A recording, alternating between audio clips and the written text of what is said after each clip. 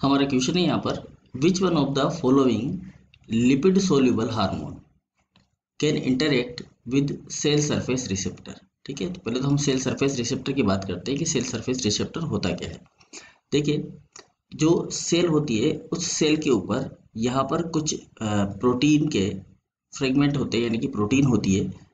ठीक है, जो कि मेम्ब्रेन के अंदर, जो प्लाज्मा मेम्ब्रेन होती है उस प्लाज्मा मेम्ब्रेन के अंदर प्रोटीन पाई जाती है, उसे कहा जाता है रिसेप्टर। ठीक है, ये क्या करती है, बाहर से आने वाले कोई भी सिग्नल को जो है रिसेप्ट करते हैं, तो इनको बोला जाता है सेल सरफेस रिसेप्टर। ठीक है, अब हमें ऐसे सेल सरफेस रिसेप्टर को आइडेंटिफाई करना है जो लिपिड सोल्यूबल भी हो।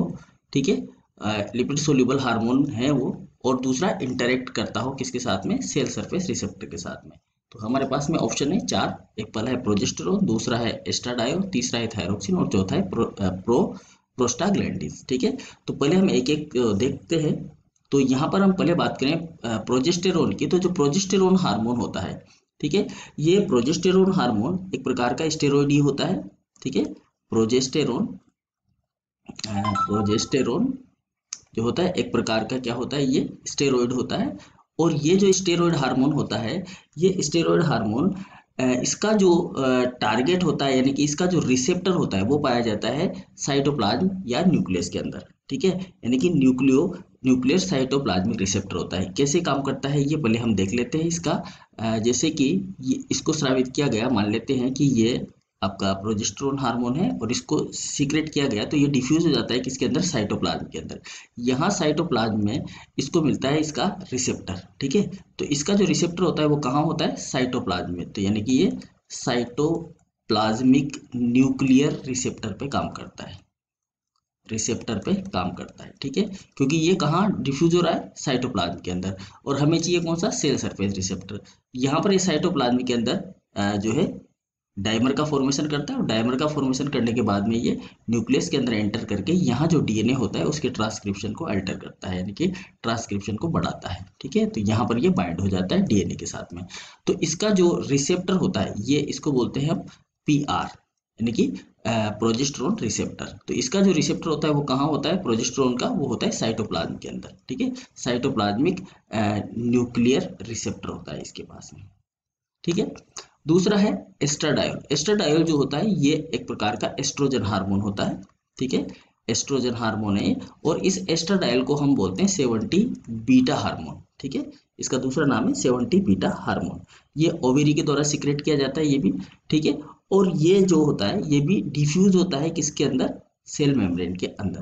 मतलब इसका भी जो डिफ्यूजन होता है, मान लेते हैं कि ये हमारा हार्मोन है, और ये हार्मोन जो है यहाँ पर इसका भी डिफ्यूजन होता है किसके अंदर, साइटोप्लाज्म के अंदर। सेल मेम्ब्रेन के थ्रू ये भी डिफ्यूज हो जाता है किसके अंदर, साइटोप्लाज्म के अंदर, और इसका जो रिसेप्टर होता है वो भी मिलता है कहाँ पर, यहाँ पर साइटोप्लाज्म के अंदर। ठीक है, तो इसका जो रिसेप्टर है ये रिसेप्टर है, और ये रिसेप्टर यहाँ पर मिलता है, ये इसको एक्टिवेट करता है, और एक्टिवेट करके ये भी इसका जो टारगेट होता है वो क्या होता है, इसका भी न्यूक्लियस होता है, न्यूक्लियर डीएनए, और यहाँ पर भी ये ट्रांसक्रिप्शन को जो है अल्टर करने का काम करता है। ठीक है, तो ये दो हार्मोन हो गए, दोनों ही हमारे ऑप्शन में नहीं है, तो पहला भी गलत हो गया, दूसरा भी गलत हो गया। थर्ड है थायरोक्सिन हार्मोन।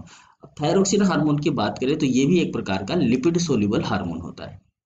ठीक है, थायरोक्सिन की अगर हम बात करेंगे तो ये भी क्या है, लिपिड सोल्यूबल हार्मोन होता है, होने में तो लिपिड सोल्यूबल हार्मोन होता है। और ये जो हार्मोन होता है ये भी जो है न्यूक्लियर, इसका भी जो रिसेप्टर होता है वो न्यूक्लियस के अंदर होता है, यानी कि ये भी ट्रांसफ्यूज होता है कहाँ पर, अंदर की तरफ में एंटर करता है, और इसका भी जो रिसेप्टर होता है वो मिलता है हमें साइटोप्लाज्म के अंदर। तो इसका जो रिसेप्टर है वो भी कहाँ मिलेगा हमें, साइटोप्लाज्म के अंदर, ये इसका रिसेप्टर है। ठीक है, तो यहाँ पर ये रिसेप्टर है, और ये भी जो है इसका जो टारगेट होता है वो न्यूक्लियस होता है। तो इसका जो टारगेट है वो भी क्या है, यहाँ पर न्यूक्लियस है। तो तीनों हार्मोन जो है सेम तरीके से काम करते हैं, प्रोजेस्टेरोन, एस्ट्राडायोल और थायरोक्सिन हार्मोन, ये तीनों एक ही तरीके से काम करते हैं, इसलिए हमारा ऑप्शन ये भी नहीं हो सकता। ठीक है, फोर्थ ऑप्शन है हमारा प्रोस्टाग्लैंडिन। प्रोस्टाग्लैंडिन जो होता है इसका फंक्शन किस तरह का होता है, इसके लिए जो रिसेप्टर होता है वो सेल के ऊपर होता है जी कपल्ड रिसेप्टर। इसका जो रिसेप्टर होता है वो होता है जी कपल्ड रिसेप्टर। ठीक है, इसका जो रिसेप्टर है वो क्या है, जी कपल्ड रिसेप्टर है, और ये होता है इसके ऊपर सेल के सरफेस के ऊपर जी कपल्ड रिसेप्टर। ये जो प्रोस्टाग्लैंडिन होता है, ये प्रोस्टाग्लैंडिन मान लेते हैं ये प्रोस्टाग्लैंडिन है, और ये बाइंड होता है इस रिसेप्टर के ऊपर जहां पर जी कपल्ड रिसेप्टर लगा होता है सेल मेम्ब्रेन के ऊपर, और यहाँ पर ये अपना एक्शन शो करता है। यहाँ पर जैसे ही ये इसके साथ बाइंड होता है, यहाँ पर साइक्लिक एएमपी का प्रोडक्शन जो होता है वो तेज हो जाता है, और ये आगे जो है अपने जो इसकी जो रिएक्शन होती है न्यूक्लियस के अंदर उनको परफॉर्म करता है। यानी कि ये बाइंड हो जाता है कहाँ पर, सेल के सरफेस के ऊपर। बाकी सब कहाँ आते हैं, सब जो होते हैं वो सेल मेम्ब्रेन के अंदर ट्रांसफ्यूज होते हैं और साइटोप्लाज्म के अंदर आते हैं। तो ये भी साइटोप्लाज्म के अंदर आता है, ये भी साइटोप्लाज्म के अंदर आता है, और ये भी साइटोप्लाज्म के अंदर ही आता है। तो यहाँ पर केवल एक ही जो है ये हार्मोन है जो कि केवल सेल सरफेस के ऊपर बाइंड होता है, वो है कौन सा, प्रोस्टाग्लैंडिन। तो हमारा आंसर हो गया यहाँ पर प्रोस्टाग्लैंडिन।